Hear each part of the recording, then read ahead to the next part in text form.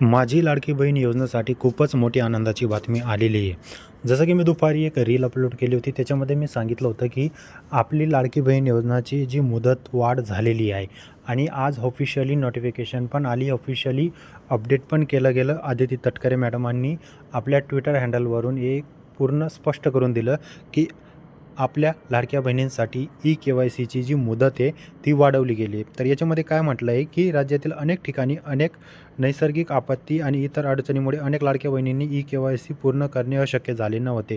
त्यासाठी आनंदाची बातमी आहे।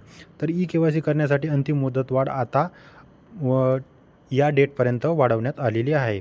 योजनेचा लाभ अतिरिक्तपणे सुरू ठेवण्यासाठी लाभ भगिनींनी त्वरित ई-के-वाय-सी पूर्ण करावी। विधवा, एकल, घटस्फोट महिलांनी तसेच ज्या महिलांचे वडील हयात नाहीत अशा महिलांसाठी आवश्यक ते बदल करण्यात आले आहेत। तर मुख्यमंत्री लाडकी बहीण योजनेसाठी 31 डिसेंबर 2025 पर्यंतची मुदतवाढ झालेली आहे।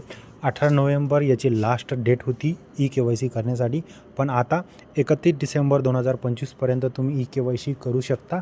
तर ज्या महिलांनी अजूनपर्यंत ई-के-वाय-सी केली नाही त्यांनी लवकरात लवकर करा आणि वेबसाईटमध्ये पण बदल केला गेला आहे।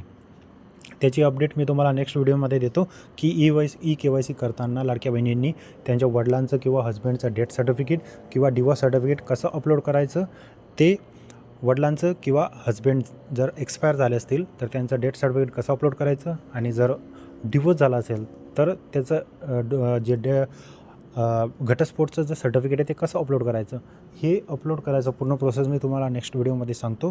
तर ही आनंदाची बातमी कशी वाटली कमेंट करून नक्की सांगा आणि लाडकी बहीण योजनाविषयी अपडेट हर रोज पाहण्यासाठी तर चॅनल सबस्क्राईब करा, बेल आयकॉन प्रेस करा। भेटू आपण नवीन व्हिडिओसोबत।